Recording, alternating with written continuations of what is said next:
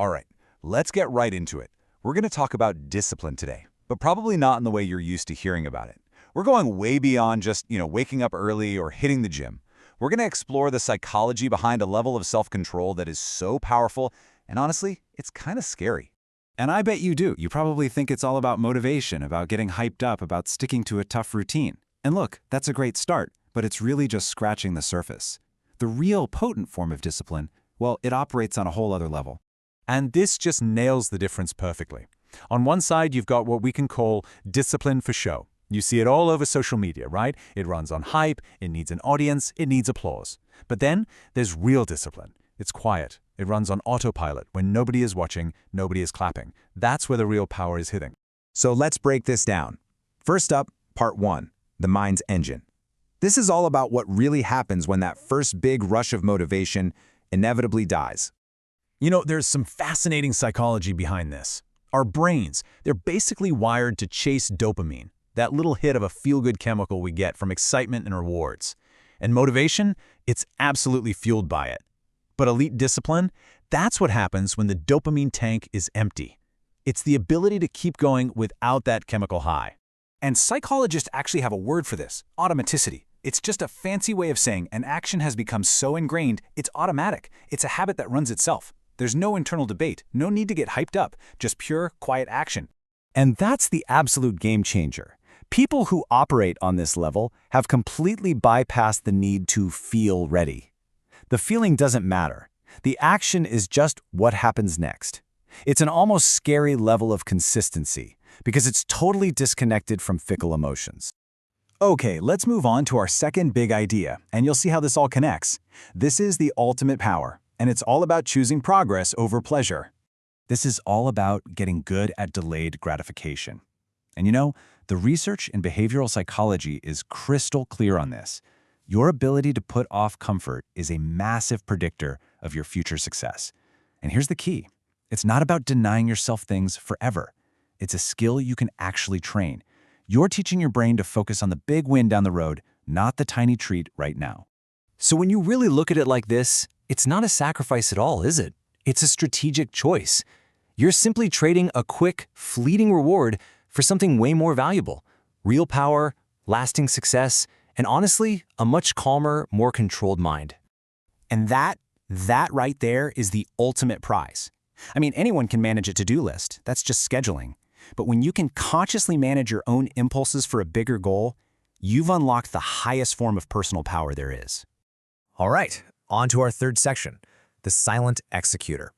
Now, this one might feel a little strange at first because we're going to talk about why the most disciplined people often say nothing at all. I mean, really think about that for a second. We live in a culture where we announce everything. Our new diet, our business idea, our plan to go to the gym. So why is it that the people who actually get the most done seem to move in total silence?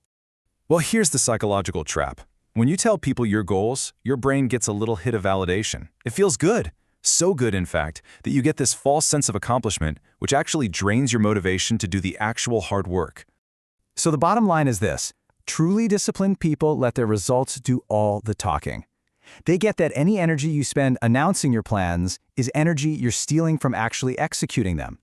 It's that quiet, relentless focus that really moves the needle. Now for our fourth and final section before the big reveal. This is where it all comes together. It's about building an unstoppable machine by choosing systems over feelings. Oh, this is the killer question, isn't it? This is the one that derails millions of us every single day. We check in with our feelings, we ask ourselves if we're in the mood. The most disciplined people on the planet have found a way to completely eliminate this question from their lives. The psychological tool they use for this sounds complicated, but it's actually super simple. It's called an implementation intention. All it really means is you make the decision ahead of time. You're not deciding if you'll act, you've already decided when and where. You create a rock-solid plan that links a cue to an action. And this little shift in your thinking, it changes everything. The debate is over before it even starts. There's no argument, there's no room for delay, no space for excuses. When the clock hits the time, the action just happens. That's how you turn fragile decision-making into pure, unstoppable discipline. Okay, let's bring this all home with the final truth. This is the deepest, most powerful level of it all. It's when discipline stops being a thing you do and it becomes who you are. So after everything we've talked about, the automatic habits, delaying gratification, silent execution, the systems, what is the absolute scariest, most powerful level? It's not about having a perfectly planned out calendar. That's just time management.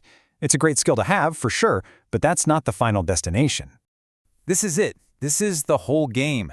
The ultimate form of control isn't external, it's internal. It's when you have achieved true mastery over your own thoughts, your impulses, and your emotions. This is the final transformation. It's no longer something you do. It becomes who you are. You don't have to try to be disciplined any more than you have to try to breathe.